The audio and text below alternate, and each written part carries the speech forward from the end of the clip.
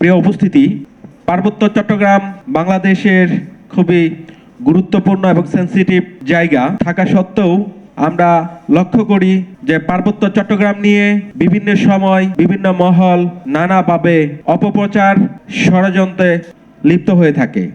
শুধু তাই নয়, পার্বত্য চট্টগ্রাম থেকে চাঁদা নিয়ে আন্তর্জাতিক মহলে পার্বত্য চট্টগ্রাম তথা বাংলাদেশের ভাবমূর্তি ক্ষুণ্ণ করার জন্য আমরা দেখতে পাই পার্বত্য চট্টগ্রামের অন্যতম গডফাদার, পার্বত্য চট্টগ্রামের সশস্ত্র সন্ত্রাসী গোষ্ঠীর প্রতিষ্ঠাতারা জাতিসংঘের মতো জায়গায় বাংলাদেশের সরকার, দেশপ্রেমিক সেনাবাহিনী, প্রশাসন, সশস্ত্র এবং নাগরিক নিরাপত্তায় নিয়োজিত সৈনিক এবং পার্বত্য চট্টগ্রামের নিরীহ মানুষদের নিয়ে প্রপাগান্ডা ছড়ায়। তারা জাতিসংঘের মতো জায়গায় স্বীকৃতি নিতে চায় যে পার্বত্য চট্টগ্রামে দর্শন হচ্ছে, পার্বত্য চট্টগ্রামে সেনা শাসন হচ্ছে, পার্বত্য চট্টগ্রামে বাঙালিরা জোর করে আগুন রাহাজানি করছে। কিন্তু পাহাড়ে গেলে দেখা যায় দৃশ্য ভিন্ন। পাহাড়ে আজ আমরা যদি ভ্রমণ করতেও যাই, দেখা যায় নিরাপত্তা বাহিনীর শেল্টার ছাড়া আমরা দর্শনীয় স্থানে যেতে পারি না।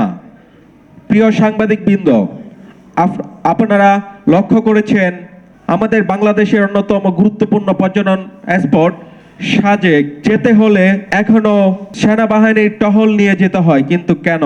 আমরা একটি স্বাধীন রাষ্ট্রে বসবাস করেও, আমরা একটি গণতান্ত্রিক রাষ্ট্রে বাস করেও কেন এখনো সন্ত্রাসীদের ভয়ে আমাদের এই দেশের গুরুত্বপূর্ণ স্থানে প্রশাসনিক সাপোর্ট নিয়ে যেতে হবে?